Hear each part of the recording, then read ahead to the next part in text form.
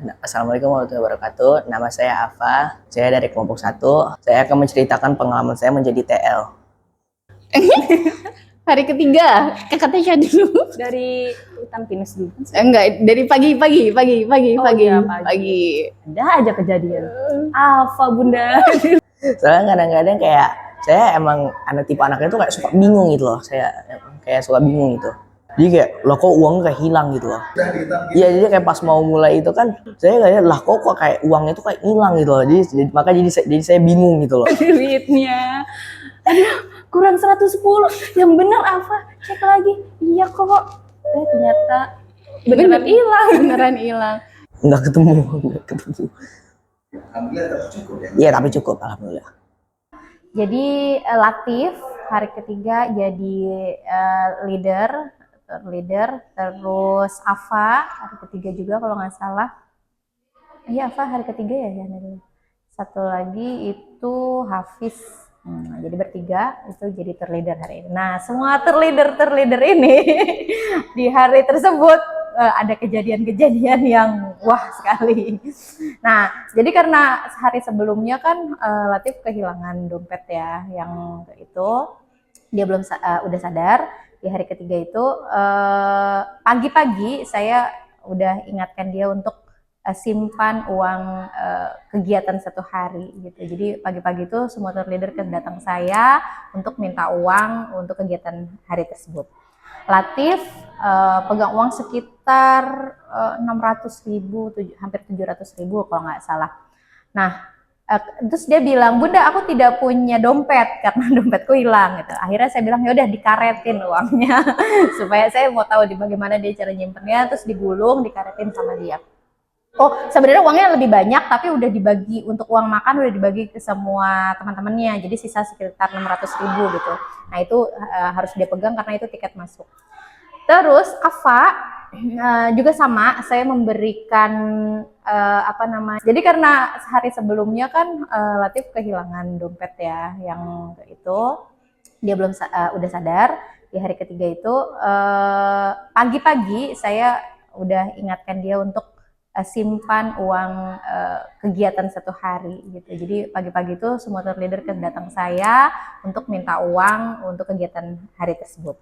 Latif pegang uang sekitar 600.000, hampir 700.000 kalau nggak salah. Nah terus dia bilang, bunda aku tidak punya dompet karena dompetku hilang gitu. Akhirnya saya bilang ya udah dikaretin uangnya supaya saya mau tahu di bagaimana dia cara nyimpennya, terus digulung dikaretin sama dia. Oh sebenarnya uangnya lebih banyak tapi udah dibagi untuk uang makan, udah dibagi ke semua teman-temannya, jadi sisa sekitar 600.000 gitu.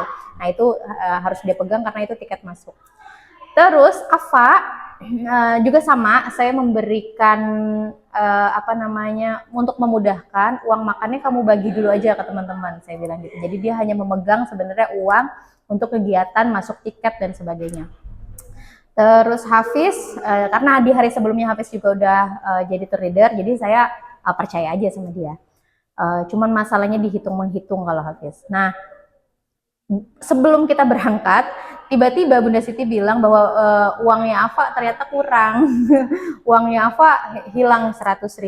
Afa bingung mungkin saat memberikan kebingungan saat harus memberikan ke temannya, uang makan ke temannya, dan harus kembali gitu. Bahkan yang harusnya uang makannya itu 90.000, dikasih 100.000 kembali 10.000, malah jadi uang makannya cuma 20.000 atau berapa gitu.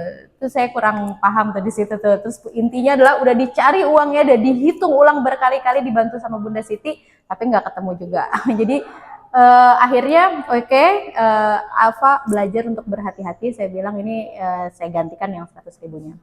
Bukan saya sih, maksudnya pakai uang yang ada. Nah, Latif saat lagi sibuk Alfa menghitung itu, tiba-tiba dia, ayo Latif uangnya mana disiapkan, kita mau berangkat. Tiba-tiba dia bilang, udah uangnya nggak ada. Dia lupa naruh uangnya di mana karena uangnya tadi dikit. Coba ulang lagi, saya bilang, kamu melakukan aktivitas ulang dari abis Bunda Leli berikan uangnya. Dia akhirnya ulang lagi. Udah aku cari di tas, udah aku cari ini. Oke, pelan-pelan carinya. Akhirnya terus gimana sih, saya udah marah-marah, kamu udah harus berhati-hati gini-gini. Tenang Bunda, tenang. Uangnya tidak mungkin hilang, dia bilang. Ini aku hanya lupa naruhnya di mana. Betul juga sih dia, tapi karena dia nggak kemana-mana juga. Aku kan nggak kemana-mana dari tadi, aku di sini aja gitu. Aku cuma lupa naruhnya di mana.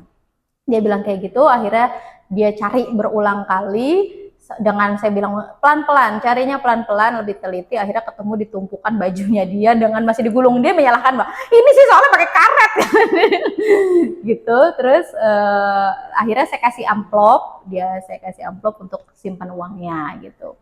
Udah, alhamdulillah kita berangkat ke hutan pinus.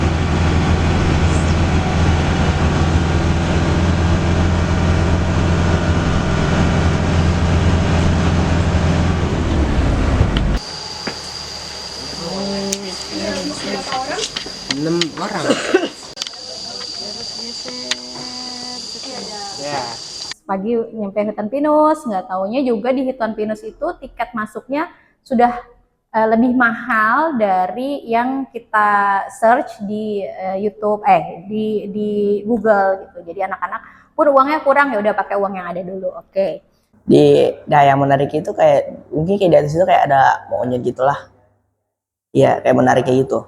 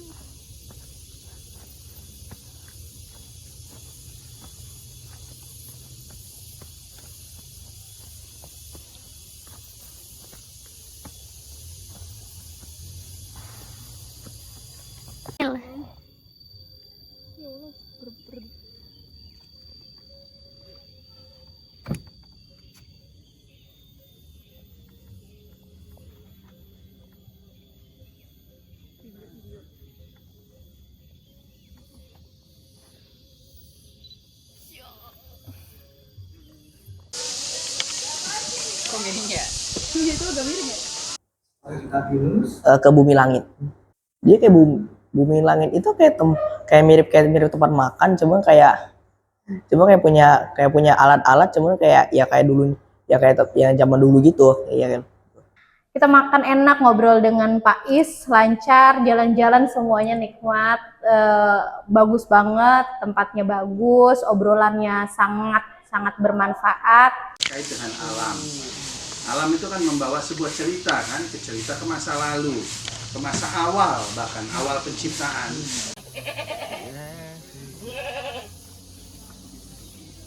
Aku nyalip.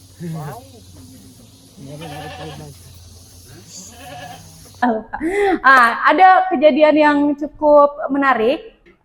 Karena di sana sambil jalan-jalan itu kita bisa nyicipin apapun gitu, pegang-pegang, nanya di bumi langit. Nah, ada momen Monica itu pegang pohon tebu dan semua durinya nempel di tangannya dia gitu. Udah dia, oh ini bagaimana, dicabut-cabutin nggak bisa karena ini banyak banget gitu. Terus akhirnya inget sesuatu bahwa oh iya, ini cara ngilanginnya adalah diusap ke rambut gitu.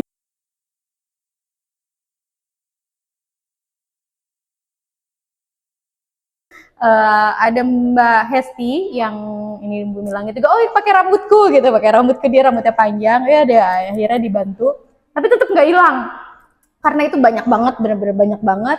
Akhirnya kita ya nunggu sebentar di situ, ada momen-momen yang kita berpisah dulu untuk usap-usap, pakai rambutnya dia, pakai rambut saya, pokoknya ganti-gantian.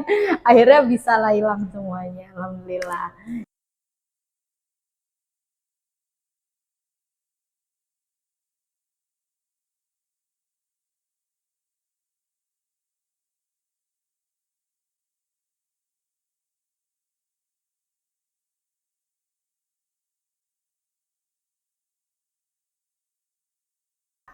Tibalah waktu kita pergi dari bumi langit menuju pantai Parangtritis. Semua anak-anak udah siap di dalam Elf. Terus Yanda Dila memberikan instruksi bahwa tour leader siapkan uangnya karena kita mau masuk ke Parangtritis gitu. Jadi sebelum berangkat Elf ini kita masih di bumi langit, tiba-tiba panik lah si Hafiz ini, panik dia. Iya, pas di Bumi Langit saya itu lupa banget dompetnya, uang, pas uang TL itu saya nyariin kemana, duitnya kemana, saya nyari kok nggak ada pas berangkat. Duh, itu bingung banget. Ntar pas di pantainya nggak ada duit lagi itunya. Nggak ada, dia udah muter-muter, apa ada apa, aku uangnya nggak ada gitu, uangnya nggak ada, di mana uangnya dan sebagainya. Akhirnya nyari bolak-balik nggak ketemu. Terus oh ini kali tadi kan habis bayar makan di Bumi Langit, balik lagi ke kasir dan sebagainya. Nggak ketemu juga. Ini udah panik banget, udah semobil, aduh gimana itu, karena uang hari itu semuanya ada di Hafiz yang kelompok 3. Dia udah panik, udah mau nangis kayaknya. Tiba-tiba Monica dia ada apa dia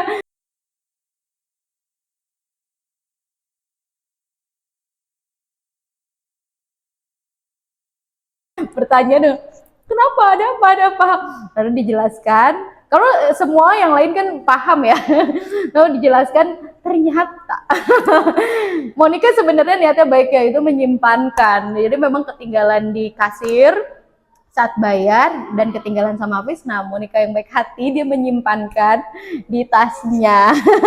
Tapi karena saat keributan itu kita hanya pakai suara, nggak menjelaskan ke dia dengan bahasa isyarat, jadi dia nggak tahu apa yang sebenarnya kita ributin. Akhirnya ternyata bukunya Hafiz beserta uang-uangnya ada disimpan oleh Monica gitu. Monica, untung aja ketemu. Udah 2 kali. Di pantai ini Saya menjadi tukang ojek.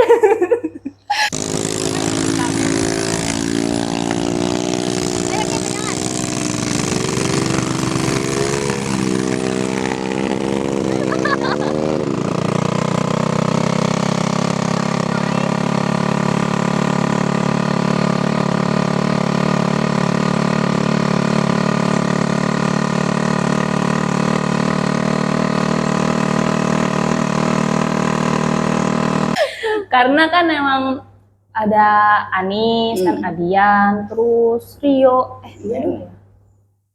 kayaknya Rio nggak ada, tapi ada Alfa, terus sama ada Talita juga. juga. Ada Husna. Husna, tapi Husna dia nggak naik itu. Oh, Mbak Nana nggak naik. Dia nggak mau katanya. Ayo.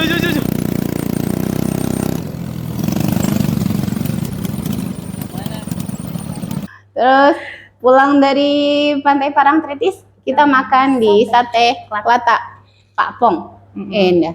Pas sama nyobanya kayak ada rasa pahit, cuman enak gitu loh rasanya, kayak kalau campurin ini kayak bumbu-bumbunya gitu.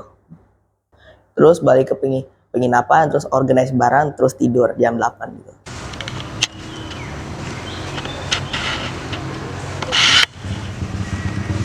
Hari keempat atau hari terakhir perjalanan kami HSPPK di Jogja. Saya kembali jadi TL untuk kelompok 1. Persiapan sebelum perjalanan hari keempat itu ya lumayan lah ya, karena hari terakhir ini kita harus packing barang-barang yang mana di kamar itu banyak yang bercecer atau banyak yang masih baju kotor atau handuk tuh masih banyak yang digantung-gantung, yaitu harus kita packing lagi, harus kita masukin lagi, yang mana beberapa kali baju kotor tuh susah untuk masuk ke tas gitu, anggota-anggota yang lain. Iya, jadi pas hari keempat kita pergi ke Ulan Sentalu dulu. Terus pas sampai di Ulan Sentalu saya sedikit bingung karena banyak pilihan tiket gitu. Jadi saya pilih yang paling bawah. Di Museum Ulen Sentalu itu ya ada banyak sejarah yang diceritakan dalam museum itu. Walaupun ternyata museum itu swasta ya, yang awalnya saya kira itu dikelola oleh pemerintah, karena biasanya yang berbau sejarah itu pasti dikelola oleh pemerintah kan. Ternyata ini swasta. hebat sih orang yang mau membuat museum seperti itu.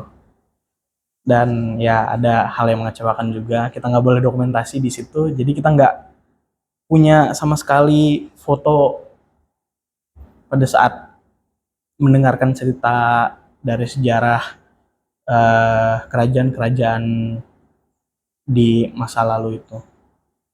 Bahkan rekam suara pun nggak boleh gitu.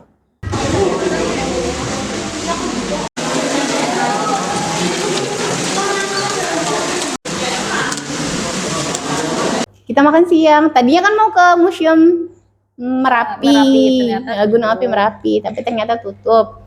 Nah, ini kita turun makan siang. Iya. Tadinya mau makan di mana deh namanya deh? Temannya Raminten.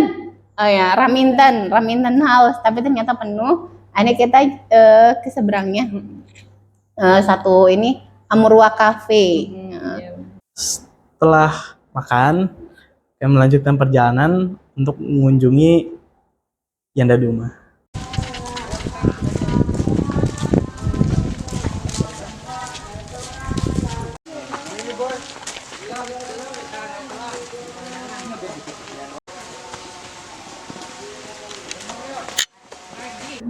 Oh belum, itu pertama kali ke rumah Yanda Duma. Nah, kemudian kami di sana juga berkunjung ke sebuah mata air yang banyak dipakai warga sekitar untuk ya berenang atau ya jadi tempat rekreasi lah di situ. Biasanya seorang teman di anime itu bakal bisa.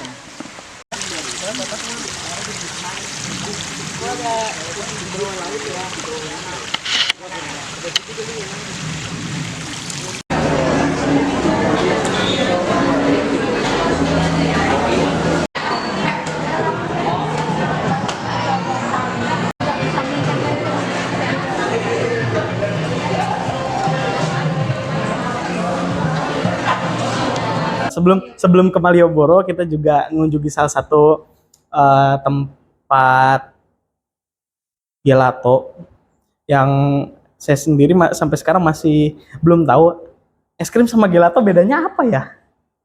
Dari tempat gelato kita Langsung pulang. ke Malioboro, Malioboro. ke Malioboro. Karena mau nyari oleh-oleh. Sebagian anak-anak ada yang dilepas, tapi ada yang bertanggung jawab.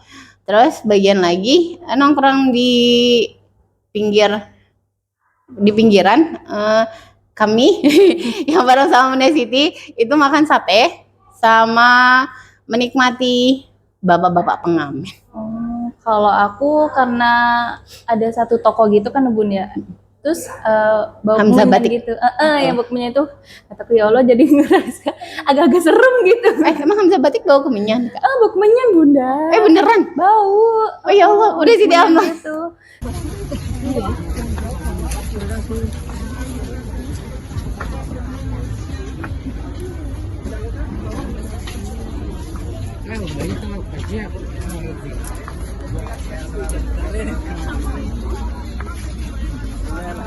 Nah itu mereka belajar banget untuk beli oleh-oleh sendiri, mencar di tempat yang serame itu, karena itu tanggal merah, tanggal 9, jadi Malioboro malam itu rame banget.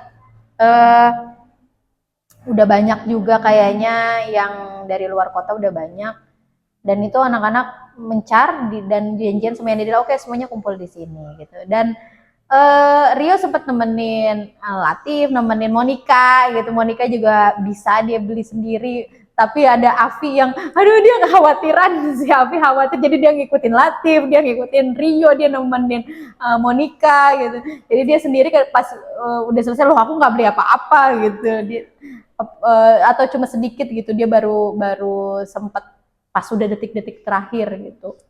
Karena dia khawatirin teman-temannya yang nggak bawa handphone atau komunikasinya belum lancar gitu. Jadi dia bantuin teman-teman yang lain. Sebelum ke stasiun kan kami ngambil barang yang kami titipkan dulu ya di penitipan itu. Yang mana ya kita harus nunggu barang-barang itu diambilin. Terus ada juga anggota-anggota yang nggak sabar, mana sih tasnya, tas saya mana. Ada yang sampai buka pintu, nahan pintu begini. Ya, tapi alhamdulillah nggak ada kendala. Jadi semuanya sudah mendapatkan tasnya, semuanya langsung jalan ke stasiun Lempuyangan yang nggak jauh dari situ. Tapi ya ada sedikit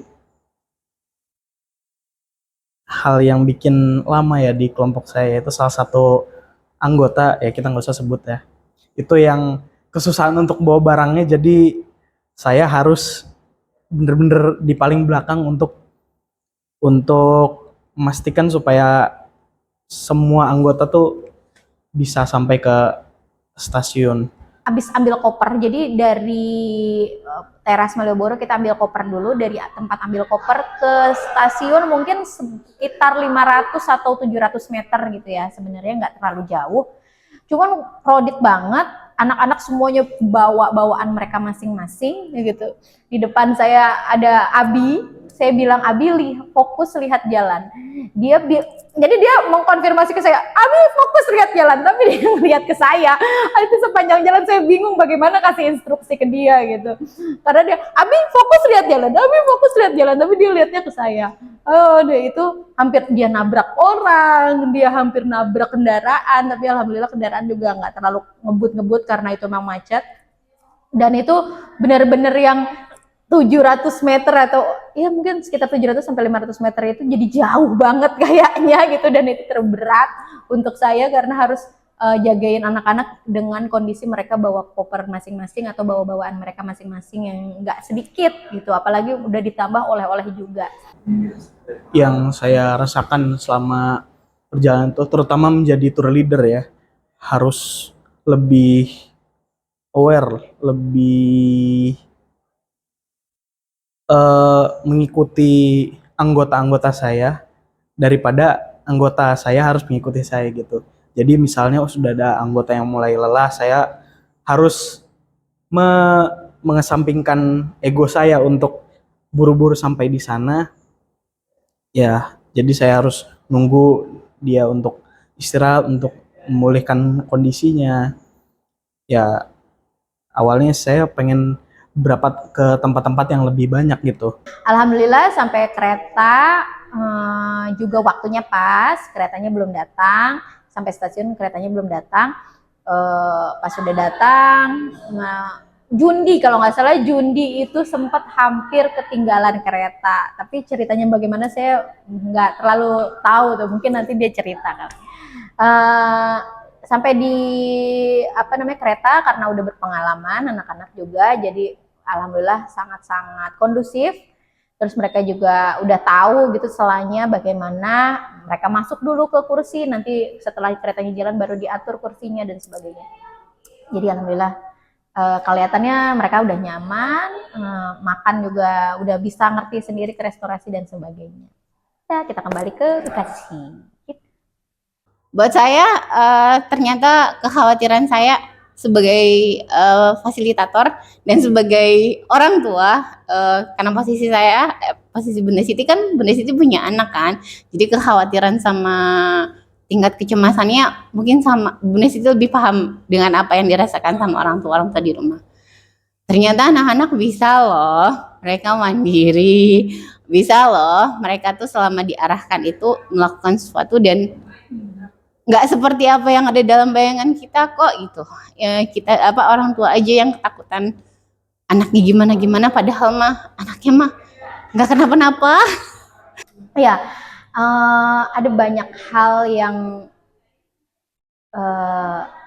mereka pikir gitu, atau kalian pikir mungkin itu sesuatu yang sepele, sesuatu yang mudah gitu. Tapi kalau belum kita lakukan atau belum kita jalani, biasanya kita nggak tahu tuh kesulitannya seperti apa gitu. Dan saya rasa di perjalanan ini benar-benar membuat semuanya ya, bukan hanya teman-teman yang mau lulus, tapi semuanya itu lebih aware terhadap sekelilingnya, ya. Lebih bertanggung jawab, lebih peduli dengan teman-temannya, dengan sekitarnya, sekelilingnya, dengan waktu mereka harus, oh ya ini begini dan sebagainya. Jadi lakukan banyak petualangan, lakukan banyak perjalanan, karena di dalam perjalanan itu ada banyak sekali pembelajaran yang mungkin kalian nggak bisa dapetin dari buku-buku.